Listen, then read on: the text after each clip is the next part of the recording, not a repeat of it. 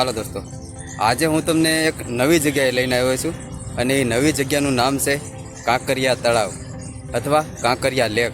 અને આ તળાવ અમદાવાદમાં આવેલું છે અને આજે આપણે આ કાંકરિયા તળાવ જોઈશું. ઘણો સમય પહેલાં મેં જોયેલું છે પણ આજે તમને પણ બતાવીશ.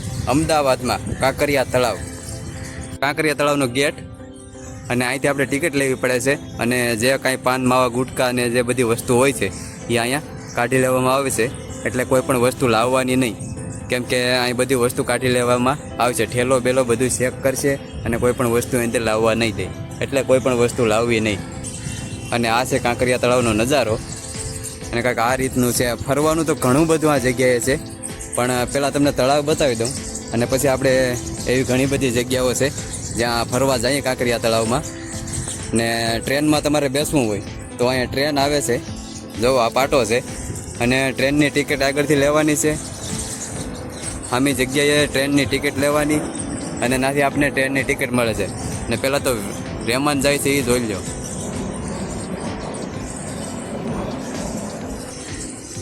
જો તમારે હાલીને ન જવું હોય તો આ ટ્રેનમાં તમારે ટિકિટ લેવાની રહેશે અને ફરતી બાજુ ફેરવી ને પાછી આ જગ્યાએ આવે છે ટ્રેન.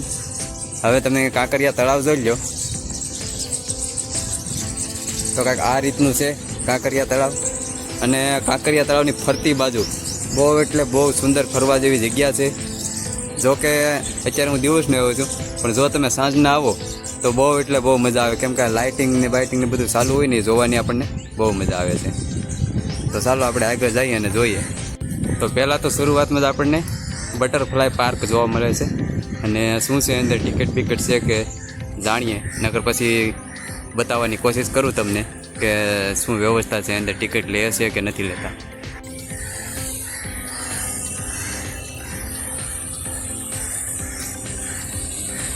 તો બટરફ્લાયની સામે જ આપણે એમાં સુંદર ફુવારો જોવા મળે છે.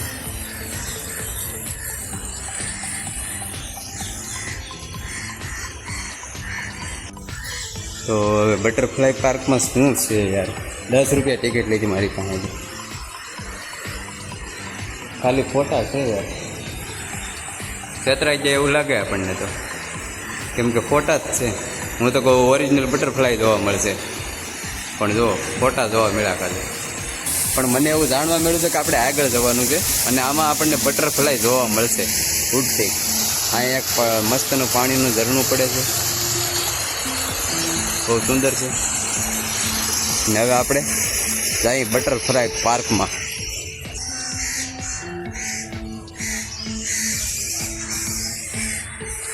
કાંઈક પાણીના ફુવારા બુવારા મૂકેલા તો છે પણ ખાલી છે, પણ યાર બટરફ્લાય જોવા નથી મળતી.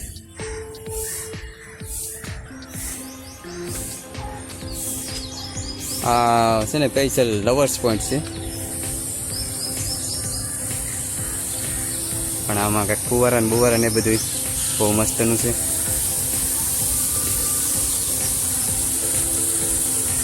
તો કાંઈક આ રીતનું છે કાંકરિયા તળાવ, તમે જોઈ જ શકો છો. તો એટલી બધી આપણને એટલી વસ્તુ જોવા મળી છે 10 રૂપિયામાં, બરાબર. હવે અહીંથી બહાર નીકળી જવાનું છે. તો 10 રૂપિયામાં તમે જોયું કે એટલી વસ્તુ આપણને જોવા મળી છે. રસ્તામાં આવ્યું છે ચેસ રમવાનું, તો આમાં તમે અંદર ગળીને પણ ચેસ રમી શકો છો. આ છે ને એ બધું હલે, તમે ઉપાડો ને તો ઉપડી જો આ રીતનું હલે ને આ રીતનું. તો અહીંયા નાઇટમાં પણ બહુ મજા આવે છે, ચેસ રમતા હોય છે લોકો અહીંયા. એ પણ આપણે રસ્તામાં જ આવે બટરફ્લાય પાર્ક પછી. તો હવે આપણે આગળ વધીએ છીએ. જો કે તમે કાંકરિયા તળાવમાં ફરવા બધું ને તો બહુ એટલે બહુ ટાઈમ જોઈએ, કારણ કે તળાવ બહુ મોટું છે અને આની ફરતીકોર જવું પડે છે. તમે જોવો છો ને તળાવ, આની ફરતીકોર આ રીતનું બધું બનાવેલું છે. નવીન નવીન જગ્યાઓ, નવીન નવી વસ્તુઓ બાળકો માટે અને મેળાના અંતે બધી વસ્તુઓ કાંકરિયા તળાવમાં બનાવેલી છે.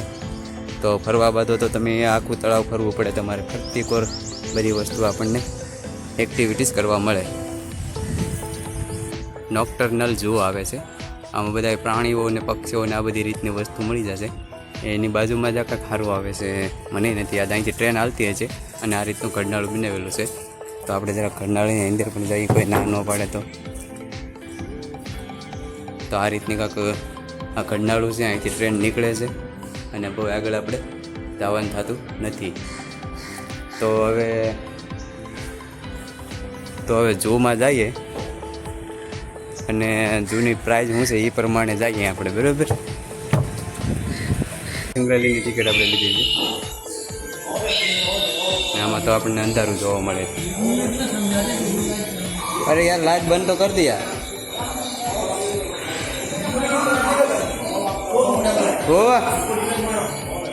બહુ અંધારું તો આ ગુફા નંબર 2 છે. 50 રૂપિયા ટિકિટ લીધી.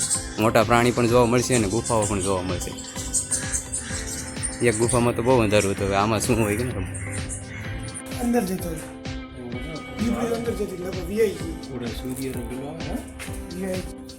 અરે યાર આ રીતનું અંધારું છે.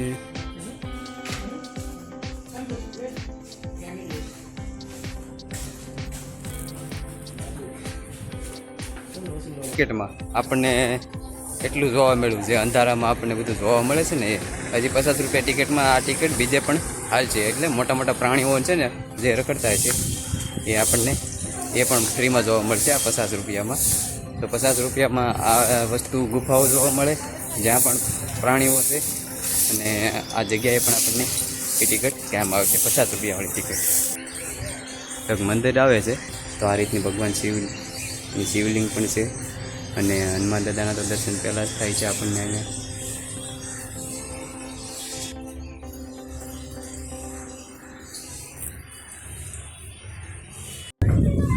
અહીંથી ટિકિટ લેવાની છે ટ્રેનની અને બાળકોની છે 12 રૂપિયા અને સ્ટુડન્ટની છે 12 રૂપિયા અને બાકીની છે 30 રૂપિયા. તો 30 રૂપિયાની ટિકિટ લઈ અને આ ટ્રેનમાં તમે બેસી શકો છો. અને આ ટ્રેન વાટે ઊભી છે કે જ્યારે 40 પેસેન્જર થઈ જાય ને ત્યારે આ ટ્રેન ઉપડે છે અને કાંકરિયા તળાવની ફરતી બાજુ ફરી અને તમને અહીંયા પાછી પહોંચાડી જાય છે. કે કાંકરિયા તળાવમાં જો ફરવાની આટલી બધી વસ્તુ છે તો તમે ટ્રેનમાં જાઓ તો જલ્દીથી આવી જાઓ. પણ હવે 40 પેસેન્જરની વાટ જોવી પડે. તો મને એવું લાગે છે કે 40 પેસેન્જર થશે ત્યાં તો હું લગભગ અડધું ફરી લઈશ, બરાબર. તો આપણે હાલીને પસંદ કર્યું છે.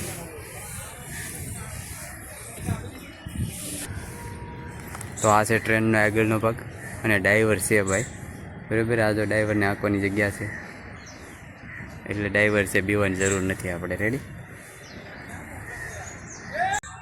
અને આ ટ્રેનની બાજુમાં જ અહીંયા ઘણી બધી બાળકો માટે એક્ટિવિટીઝ છે.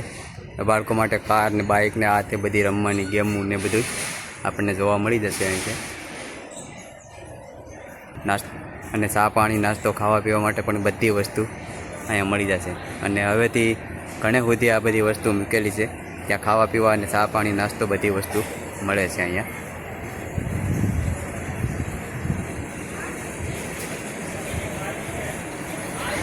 તો હજી તો આપણે ઘણું બધું જોવાનું છે. હજી તો પ્રાણીઓને એ તો હજી આપણે બધું બાકી જ છે. કમલા નહેરુ ઝૂઓલોજિક ગાર્ડન છે એટલે આ બાળકો માટે છે. અંદર જે બાળકોને રમવા પણ મોટા પણ બધા જઈ શકે છે. તો આપણે એમાં જવાનું થતું નથી અને આમાં પણ ટિકિટ લઈને બાળકોને જવા માટેનું છે.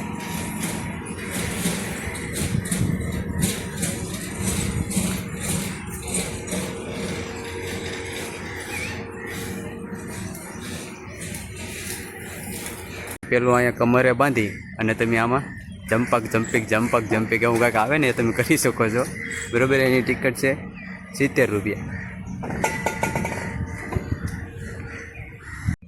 તો અહીંયા બનાવેલો છે ભૂત બંગલો અને આ ભૂત બંગલામાં અંદર જવાની ટિકિટ છે 70 રૂપિયા. અમે 15 લોકોને એક સાથે જવા દઈ છે એટલે બીવાની કોઈ જરૂર નથી. પણ અત્યારે બંધ છે, નકર હું જઈને તમને બતાવે કે આનો ટાઈમ પણ અહીંયા બહાર નથી લખેલો. પણ આની ટિકિટ છે 70 રૂપિયા અને આમાં ભૂત બંગલા જેવું બનાવેલું હોય છે. તો આપણે અંદર જવાની કોઈ જરૂર છે નહીં. તમે જવું હોય તો જઈ શકો છો પણ ટિકિટ છે 70 રૂપિયા. જગ્યાએ ચા પાણી નાસ્તાની અને જમવાની દુકાનો પણ છે અને ઘણી બધી દુકાનો આપણને જોવા મળી જશે. આગળથી આપણે 50 રૂપિયાવાળી ટિકિટ લીધી હતી ને એ ટિકિટ લઈને આમાં આપણે અંદર ફરવા જવાનું હોય છે કે આમાં જંગલી પ્રાણીઓની બધા છૂટા રખડતા હોય છે. એટલે જેમ સક્કરબાગમાં જુનાગઢની સક્કરબાગમાં છે ને એ રીતના. તો મારી પાસે જે ટિકિટ હતી એ હું ક્યારનો ગોતતો તો એ ખોવાઈ ગઈ છે એટલે આપણને જોવા નહીં મળે. એટલે આપણે આગળ જઈએ છીએ. મેળામાં મોટા મોટા સરખા જોવા મળે છે ને એ પણ આપણને અહીં જોવા મળે છે.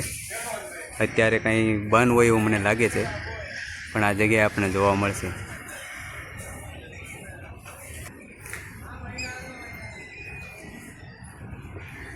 અમે અંદર જવાનું પણ હશે કદાચ, ને આમાં બોટું પણ હાલતી હોય છે, જે પગથી હલાવવાની હોય છે, એની પણ આપણે ટિકિટ લેવી પડે છે. ને અમે અંદર જવાનો રસ્તો તો સામેથી ઓલ્લેપણેથી છે અંદર જવાનો, પણ ના લગભગ આમ જનતાને પબ્લિકને નહીં જવા દેતા હોય. અને આ પાણીમાંથી હવાલ જો કાઢવાનો આમાં લગભગ આટલાઓ વધી છે, એટલે જો આવું રીતના મૂકેલા છે જે હવા પાણીમાંથી કાઢે છે. કહેવાય છે, મને પણ યાદ નથી યાર, તમે પણ થોડું ઘણું બધી અને બધી મારી ઉપર જ છોડી રાખ્યું છે. જો હું ઠેકાણે મૂકેલું છે, અહીંયા મૂકેલું છે, અહીંયા મૂકેલું છે, અહીંયા મૂકેલું છે. યાર 5 જગ્યાએ આવો હવાલિયા મૂકેલા છે. આરામથી ફરો ને તમારા અંદાજ પ્રમાણે બપોર તો થઈ જ જાય સવારમાંથી નીકળ્યા હોય ને તો, કારણ કે એટલી બધી જગ્યા ફરવાની છે અહીંયા. અને જે આ ઓલી ગાડી આંકવાનું છે ને એ પણ બની રહ્યું છે આ રીતનું. હવે આપણે બિલકુલ વચ્ચે આવી ગયા છીએ, એટલે અડધું થયું છે એમ. ને અહીંથી આ બોટુમાં બેસી અને અંદર તમારે જવું હોય પાણીમાં ફરવા તો તમે જઈ શકો છો આ બોટુમાં બેસીને. અહીંયા પણ ઘણી બધી એક્ટિવિટીઝ કરવા માટે જશે, સ્કેડ સિટી ને એવું બધું આપણને જોવા મળે છે. તો શેડથી શરૂથી આપણે કંઈક આ રીતનું જોતા આવ્યા છીએ, ને હજી તો અડધું જ થયું છે. હજી તો અડધું બાકી છે, કેમ કે આ જગ્યાએ અડધું થઈ જાય છે મારા અંદાજ પ્રમાણે. આઈ એમ નોટ કન્ફર્મ, લગભગ અડધું થઈ જાય છે એમ.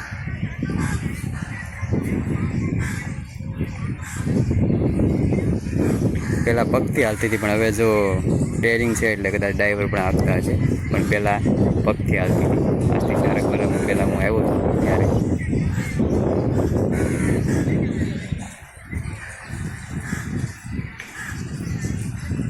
જાય છે બોટની ટિકિટ જાણવા, પણ ટિકિટ તો બહુ છે.